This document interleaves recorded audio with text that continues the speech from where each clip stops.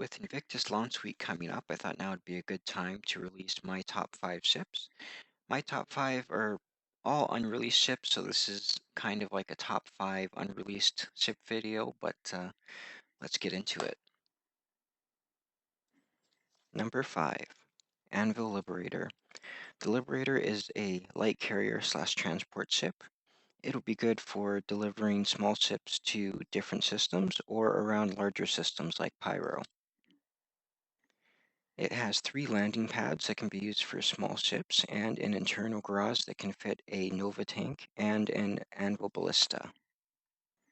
The internal garage looks like it's large enough to house some small fighters like an Anvil Arrow or potentially the new Mirai Fury. Could probably fit quite a lot of those in there. The Liberator also has 400 SCU of cargo, so you can use this to do trade between or during transport runs, or you can use this to help with org logistics.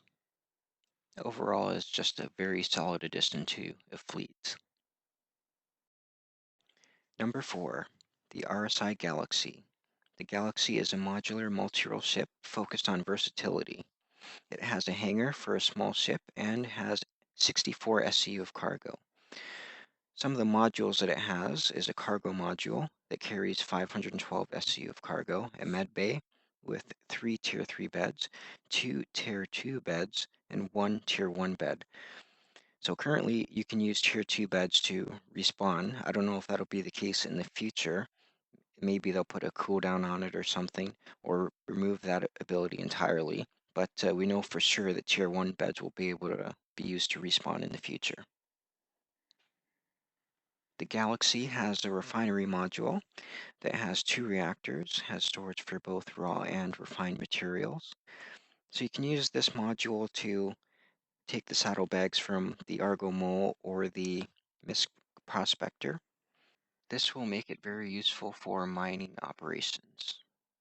For weapons, it has 3 remote turrets with 2 size 5 weapons on each of the turrets. It has 2 size 4 missile hardpoints, so it'll be able to defend itself. Overall, it's a nice, versatile ship that has a maximum crew of 6, so it'll be very useful for many activities in the verse. Number 3, the Anvil Crucible. The Crucible is a repair ship that can be used to fix anything from capital ships to small ships. It has an enclosed repair bay that can be used to repair fighters or potentially restore any abandoned fighters that you come across. The repair bay is also detachable, so if you need to be more maneuverable or just need more space for the repair arms, you can do that. And if you need to repair 2 ships at once, you could probably have 1 ship in the repair bay and use the repair arms to repair something else. Overall, the Crucible is a great mobile repair base that can be used to repair ships in systems that don't have lots of repair facilities available. And it's a must-have for organizations that focus on combat, like bounty hunting or just a private military corporation type organization. Number 2, the Banu Merchantman. The Merchantman is a trading ship that has 2,880 SU of cargo. That's a lot of cargo. And unlike the Hull C, all of this cargo is stored internally, so it's safe and isn't going to be easy pickings for pirates. The Merchantman also has an onboard marketplace, a negotiation room, VIP guest suites, and a med bay. It also has durable armor and big weapons, so it'll be useful in combat even though it wasn't designed specifically for combat.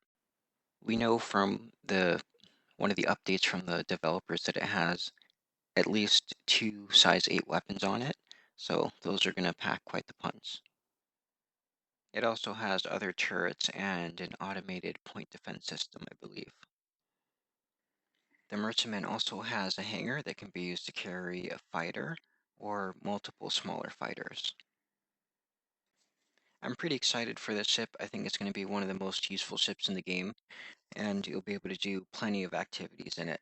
And it'll be great for playing with friends and having like a good multi-crew experience. Number 1, the RSI Polaris. I have to admit, this was a pretty difficult choice between this and the Banny Merchantman. It's basically a toss-up between the two. But moving on to the Polaris. The Polaris is a Corvette-class capital ship, designed as a patrol ship and a militia flagship. It can do search and rescue operations, strike missions, and general security patrols. Can operate as a command center and has a hangar that can operate a fighter. With 24 size 10 torpedoes, it can punch above its weight class and be very useful against larger ships like the Idris and the Javelin, and potentially other larger Vandal ships. The Polaris has a capital class radar, capital class power plant, cooler, and shield generator. It has 5 size 4 man turrets, and I believe the other turrets are remote automated turrets. So the chin mounted turret is like a size 5 turret at the moment. Hopefully they're going to upgrade that to a size 6 because I think that's more fitting for the Polaris. Generally though, I think this is going to be a pretty good combat ship. It's gonna be okay brawling with ships around its size, but it's not gonna want to brawl with anything bigger like an Idris or a Javelin. Against something like that, it's gonna want to dump its torpedoes and GTFO. So the Polaris is one of my favorite ships because it causes big problems for other ships. So if you're an Idris or a Javelin and you're not paying attention, one of these things can easily blow you up. Or if there's a group of them, you're definitely going to have to be very careful.